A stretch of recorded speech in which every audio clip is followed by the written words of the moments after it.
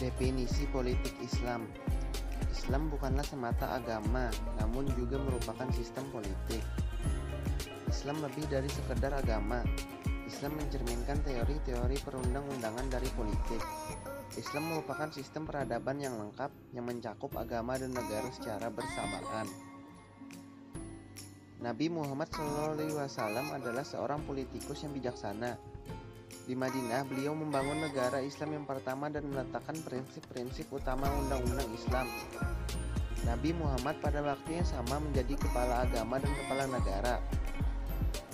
Dalam Kamus Besar Bahasa Indonesia, pengertian politik sebagai kata benda ada 3. Yang pertama yaitu pengetahuan mengenai kenegaraan tentang sistem dan dasar pemerintahan.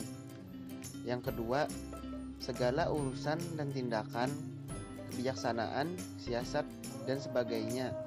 Yang ketiga, kebijakan, cara bertindak dalam menghadapi atau menangani suatu masalah.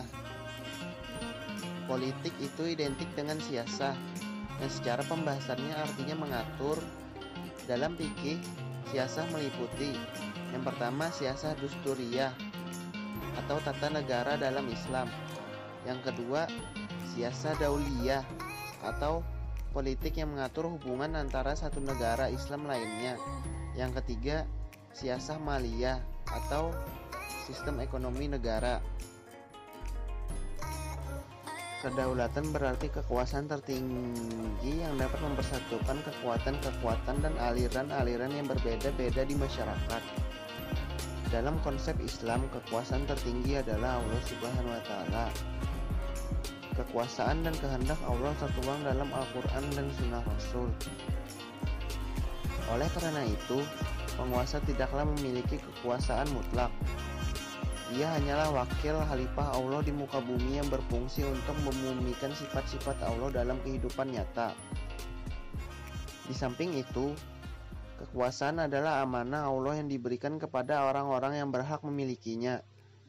Pemegang amanah haruslah menggunakan kekuasaan itu dengan sebaik-baiknya, sesuai dengan prinsip-prinsip dasar yang telah ditetapkan Al-Quran dan Sunnah Rasul. Kedudukan politik dalam syariat Islam. Yang pertama, yaitu kelompok yang menyatakan bahwa Islam adalah suatu agama yang serba lengkap. Di dalamnya terdapat pula antara lain sistem ketatanegaraan atau politik. Kemudian lahir sebuah istilah yang disebut dengan fikih syiah atau sistem ketatanegaraan dalam Islam. Merupakan bagian integral dari ajaran Islam. Lebih jauh, kelompok ini berpendapat bahwa sistem ketatanegaraan yang harus diteladani adalah sistem yang telah dilaksanakan oleh Nabi Muhammad SAW. Kedua, kelompok yang berpendirian bahwa Islam adalah agama dalam pengertian Barat. Artinya, agama tidak ada hubungannya dengan kenegaraan. Menurut aliran ini, Nabi Muhammad hanyalah seorang rasul. Seperti rasul-rasul yang lain bertugas menyampaikan risalah Tuhan kepada segenap alam. Nabi tidak bertugas untuk mendirikan dan memimpin suatu negara. Yang terakhir yaitu ketiga, menolak bahwa Islam adalah agama yang serba lengkap yang terdapat di dalamnya segala sistem ketatanegaraan. Tetapi juga menolak pendapat bahwa Islam sebagaimana pandangan Barat yang hanya mengatur hubungan manusia dengan Tuhan. Aliran ini berpendirian bahwa dalam Islam tidak terdapat sistem ketatanegaraan, tetapi terdapat seperangkat tata nilai etika bagi kehidupan bernegara.